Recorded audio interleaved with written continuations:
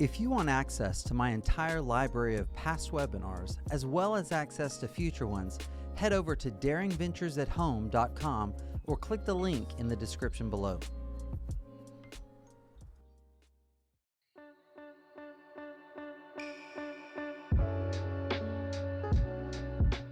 Let's talk about idealizing. This is a big one, especially for addicts.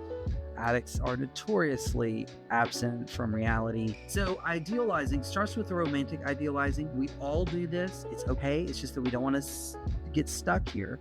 So here we try to secure a bond through passionate attachment. It's all about the passion. It's falling in love, right?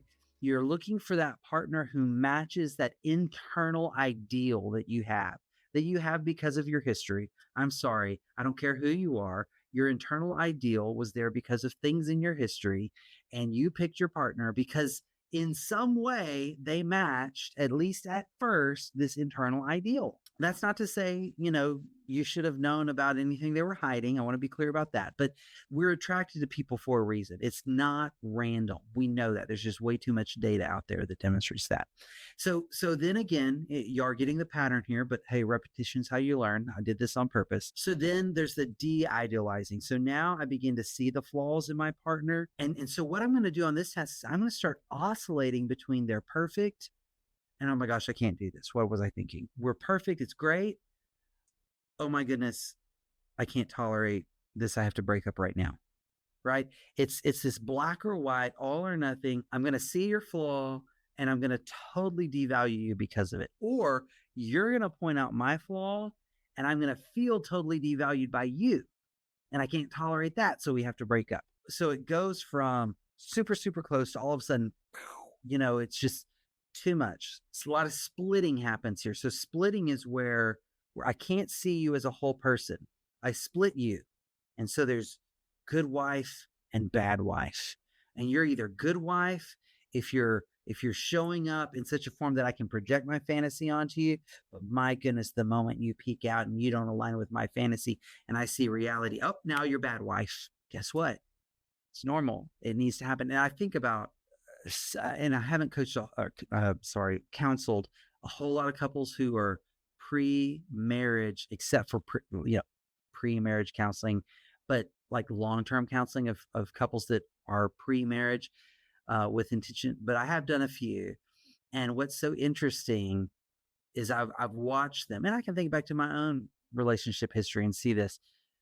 Watch people, a flaw pops up, the fantasy gets burst, and immediately they think, I can't do this. I have to break up. You know what they don't think? Let's work it out. But that would be the next step. So the next stage is I accept the real partner. I accept the real relationship. I accept the real self. You know what? I'm not Superman. I'm not a caped hero. I'm not perfect. What I actually start to do is I begin to change my internal ideals. I begin to actually accept my partner as she is. It's not a switch that happens just like that, but it's like, okay, she's going to use A1 sauce on her steak. It doesn't matter how much I paid for that filet. Doesn't matter how perfectly I cooked that ribeye. The A1 sauce is coming out. It's a flaw. Clearly, objectively, that's a flaw, but I hope she's laughing right now. But I accept it. It's okay. You know what? There was a time when I tried to get her to change. I don't even mention it anymore. I've accepted it. And not only have I accepted it, I've changed my ideal. My internal ideal is no longer tethered to whether or not my partner is using steak sauce on a perfectly good steak. She just sent me a text separately laughing. So I'm glad I'm not in trouble there.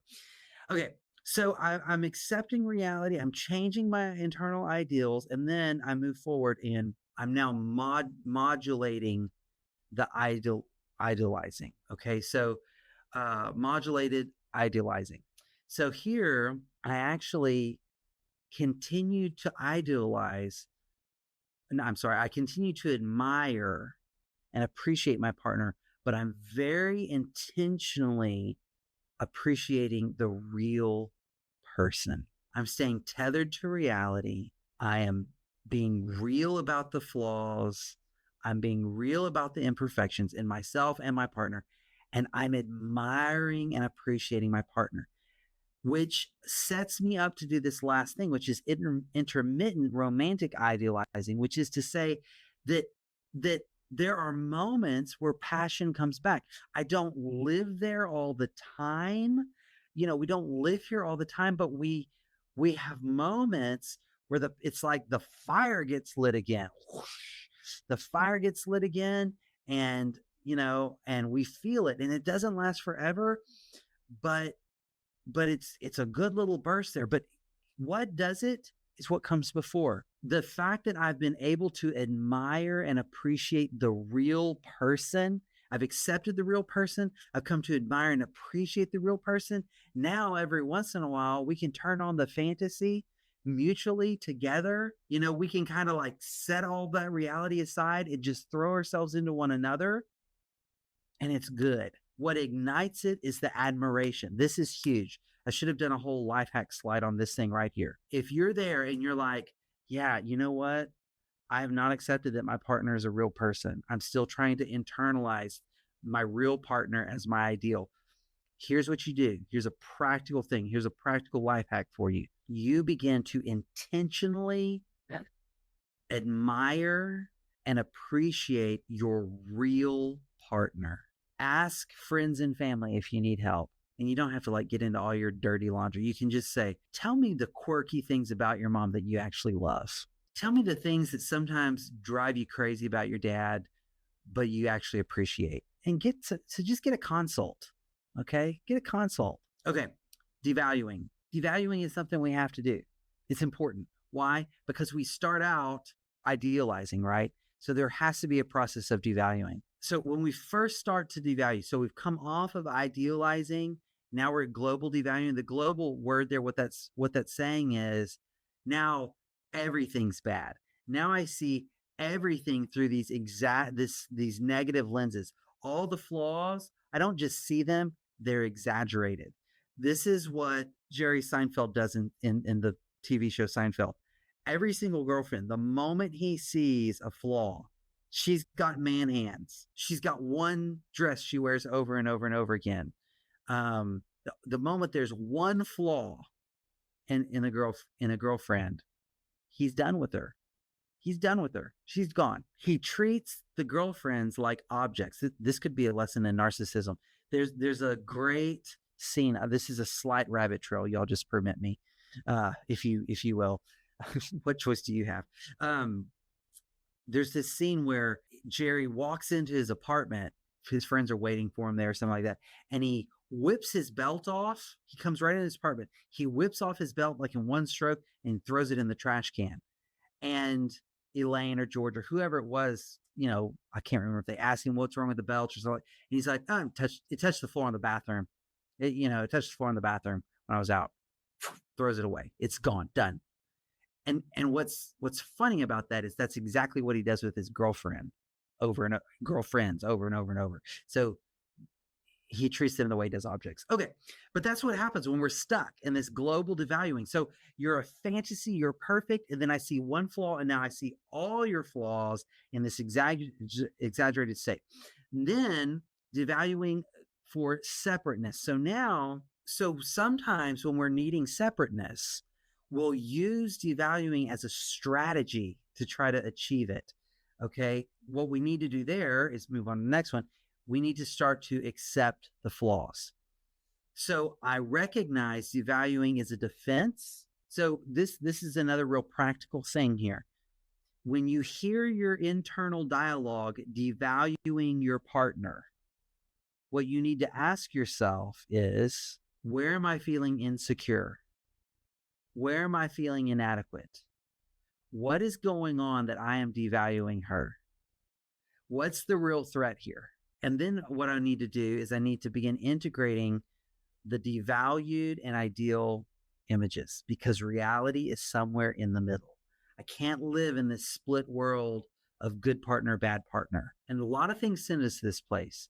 Personality disorders can, trauma can. Splitting is a defense mechanism. It's a way we deal with threat. It's a strategy to keep ourselves safe. All good, all bad, but it's just not real. So I've got to begin to bring together the devalued and the ideal images. And then what we'll probably start doing is devaluing to signal distress. So that's another thing that can happen is I'm feeling distress somewhere. I'm devaluing or my partner's devaluing me, and it's rooted in some underlying distress. So what I need to do here is I need to develop that observant ego that where I'm not just the rat in the maze, but I'm up above watching myself as the rat in the maze. And I go, my goodness, I just put her down. Something's wrong. And then finally, we want to get to a place of respectful criticism. Criticism is a form of devaluing, right? But it's okay. What I'm doing here is I'm owning my own behavior and I'm owning my own hurt by my partner's behavior. And she's doing the same thing. And that allows us to say, hey, you know what? When I call you in the middle of the day and you answer the phone like that, it really hurts my feelings. If you can, just remember that. And when I call, try to sound happy to hear from me. Okay. My wife and I never call each other during the day, so that's not a real one for us. We just text. Okay. So that's devaluing. And then one more here, control. We can use control throughout those stages of development as well. Early in the relationship, during the love cocoon, there's a lot of control going on. And what we're trying to do is we're trying to win our partner, or we're trying to feel taken care of. Okay, so think about, I mean, you've seen this, right? Like one person early in a relationship, one person really milks something going on because they want this other person to come and fawn all over them and caretake them and all this kind of stuff. That's controlling. That's controlling. Or if I'm orchestrating, setting up a date, an evening to get some affection, or even just real affection or admiration or whatever, that's controlling. Okay, but we're doing it for connection. It happens. It's okay. It's okay to be there. We just can't stay there. I hope you're getting that theme. So then what we can go into, another expression of control in those earlier developmental stages is controlling as a parental domination. So I want to feel one up to you. I want to feel like I'm in the position of power over you, or I perceive you as trying to be the parent over me, controlling me. So, and this can be all kinds of family of origin issues can ignite this thing. But let's say this could come up when someone just says, "Hey, I really want you to go run this errand with me," and the person who had that said to them suddenly goes, "Why are you always controlling me? You're not my mother. You can't tell me what to do." Wow. What's happened is they're still experiencing the relationship at this level where this person just voiced a desire. They just voiced a want. And this other person experienced it as a controlling parental dynamic. Controlling for autonomy. I'm going to win the argument. I'm going to make my point. I'm going to assert myself as an individual so that I can dominate, so I can show you that I am my own person and look at the person I am. So what we want to start getting to is differentiating self-control from partner control. So this happens all the time in my office. This happened today in my office. This happened last week, 19 times in my office. I will say to someone, so tell me what you want to do about that. So you're feeling XYZ about ABC. Tell me what you want to do about that. Well, I want her to blah, blah, blah, blah, blah. Okay. Not what I asked you. You have no control over her. All right. You have influence. You need to own that, but you have no control over her. Or I say to her, well, what do you want to do about that? He's in, he's out. He's in, he's out. What are you going to do? Well, I want him to just come in. I want him to be all in. You have no control over that. I can control myself. I cannot control my partner. And this is really important, okay? When a couple is doing this, here's what I know is going on, If I'm trying to control my partner, or if I see a couple, if I'm working with a couple and I see one person trying to control their partner, what they're really trying to do is manage their own anxiety or need for nurturing. They think that their partner's behaviors can manage their internal anxiety or need for nurturing or whatever. Recognizing a need to do whatever he or she says, to wait for them to give me the cue for me to then submit, is about an internal need to feel loved and accepted. So again, we're going to do this. You're going to try to manage your partner, or you're going to try to submit to your partner in these unhealthy sorts of ways. You may try to do both. What you need to do is you need to begin learning. Here's the life hack: turn that into a cue for anxiety or need for nurturing or a need for acceptance on your part.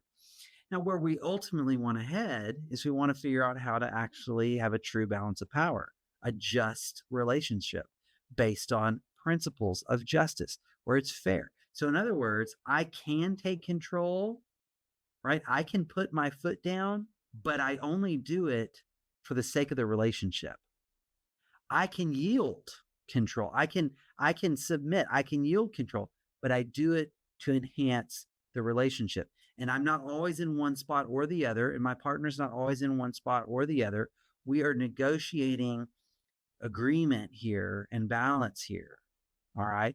Maybe there's primary areas of responsibility. She takes care of this and I take care of that.